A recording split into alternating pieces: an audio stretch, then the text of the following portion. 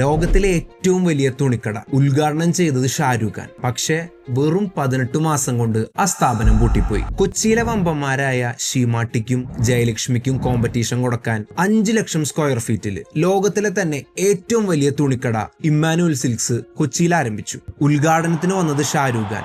അന്ന് അദ്ദേഹം പ്രതിഫലമായി 2 കോടിയാണ് കൈപ്പറ്റിയത്. എന്നാൽ ആ സ്ഥാപനത്തിന് പിന്നീട് എന്ത് സംഭവിച്ചു? കൊച്ചിയിലെ അവരുടെ ഷോറൂമിന്റെ മാസ വാടക 60 ലക്ഷത്തോളം രൂപയായിരുന്നു. ഇത്രയും വലിയ ഷോറൂം ആയതുകൊണ്ട് തന്നെ KSEBയുടെ സ്റ്റാൻഡേർഡ് കണക്ഷന് പകരം ഡീസൽ ജനറേറ്റർ ആയിരുന്നു അവർ ഉപയോഗിച്ചുകൊണ്ടിരുന്നത്. അതിന് 30 ലക്ഷത്തോളം മാസം ചെലവുണ്ടായിരുന്നു. അങ്ങനെ ഒരു മാസം ഓപ്പറേറ്റിംഗ് കോസ്റ്റ് തന്നെ 90 ലക്ഷം രൂപയോളം.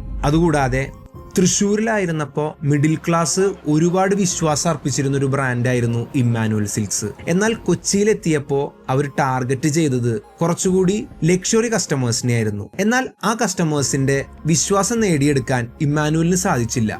മാർക്കറ്റിങ്ങിന് വേണ്ടി ഒരുപാട് പൈസ ചെലവാക്കിയെങ്കിലും തങ്ങളുടെ ടെക്സ്റ്റൈൽ ക്വാളിറ്റിയിലും കസ്റ്റമർ സർവീസിലും ഔട്ട്സ്റ്റാൻഡിംഗ് ആയി ഒന്നും ചെയ്യാൻ ഇമ്മാനുവലിന് സാധിച്ചില്ല. അങ്ങനെ ആ ബ്രാൻഡ് നമ്മുടെ ഇടയിൽ നിന്നും അപ്രത്യക്ഷമായി.